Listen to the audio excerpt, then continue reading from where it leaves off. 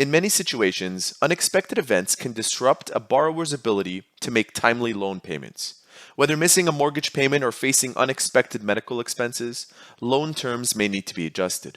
Let's take a look at a real-life situation where we would need to apply debt refinancing. The question reads, Mario took out a $20,000 loan to buy a car with an annual interest rate of 6% compounded monthly and amortized over 5 years with monthly payments. After 20 timely payments, he became ill and missed the next 5 payments. The bank permitted him to resume payments without extending the original loan term. Given these conditions, what will his new monthly payment amount be? To tackle such a problem, we need to organize these numbers on a timeline. At the very beginning of the loan, Mario owes $20,000. And that is at period 0, or time 0. Since Mario is making monthly payments and it's being amortized for 5 years, this means that there will be 60 periods in total, since 5 years multiplied to 12 months in a year makes 60 periods. So at the very end of our timeline, we'll write down 60. Now, he made 20 monthly payments already. At the end of the 20th period, he has already made 20 payments. He misses the next 5. So the 21st, 22nd, 23rd, 24th, and 25th are missed. And he starts again on the 26th payment. Now, of course, this timeline isn't to scale, but you get the idea. In order to find out how much his monthly payments are starting from period 26 all the way to period 60, we need to find out how much was paid off after 20 periods. In other words, we need to know the balance remaining up until the 20th period, which I'll denote as B sub 20. To find the balance, we need to know what Mario was paying originally per month before he fell ill. And to calculate such a thing, we'll be using the present value of annuity formula, where we can use the present value of $20,000 and find out the payments that he was making before that 20th period. The way this formula works is that we set this expression equal to the present value, or the initial loan value. So we have 20,000 is equal to PMT, and that's being multiplied to 1 takeaway, in parentheses we have 1 plus I.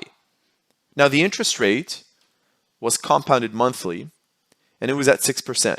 It's denoted like this. If it's being compounded monthly, we have to divide that rate by 12.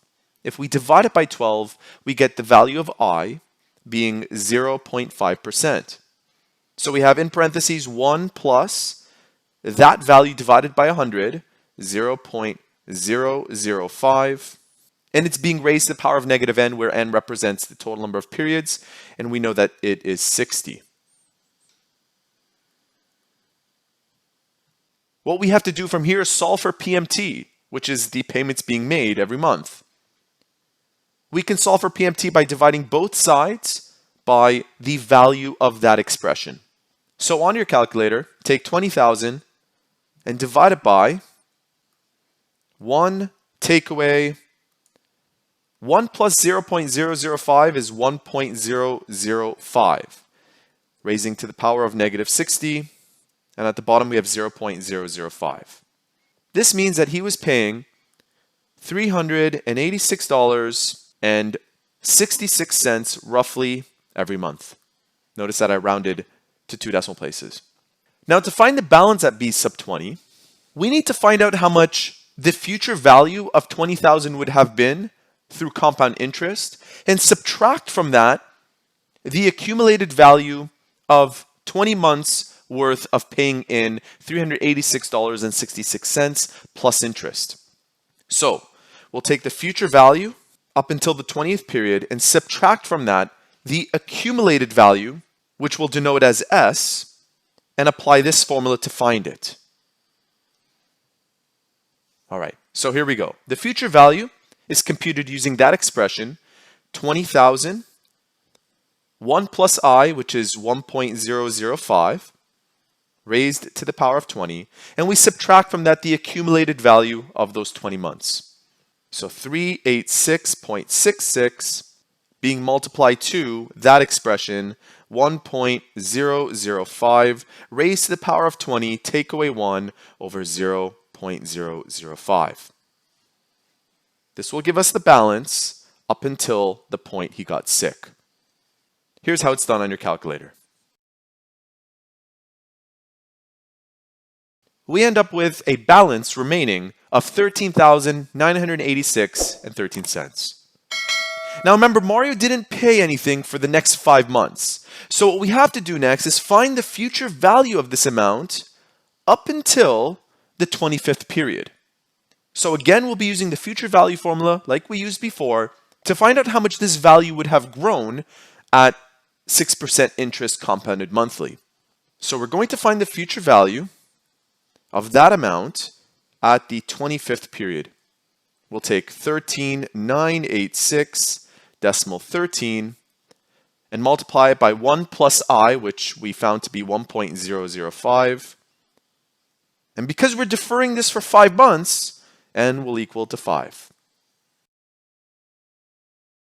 Therefore, the balance will grow to $14,339.30. And so what this means is that the present value at the 25th period is that amount, and after the 25th period, starting with the 26th period, leading all the way to the 60th period, he will have to pay that amount in monthly increments. To find out the payments per month, we'll again use the present value of annuity formula. That expression right there represents just that. So we'll find the payments by taking the present value of $14,339.30, and we'll divide it by the expression 1 take away 1.005. Remember, the interest remains the same, and the number of periods from 25 to 60 amounts to 35. Simply subtract 25 from 60, and you'll end up with 35. So I'll write down negative 35 because it's negative n over 0.005. All of that is in brackets. Here's how you do this on your calculator. And what we find is that in order for Mario to pay this loan back on time, he must now pay $447.61 every month moving forward. If you have any further questions about this example or one of your own, feel free to use the comment section below. Thank you so much for watching.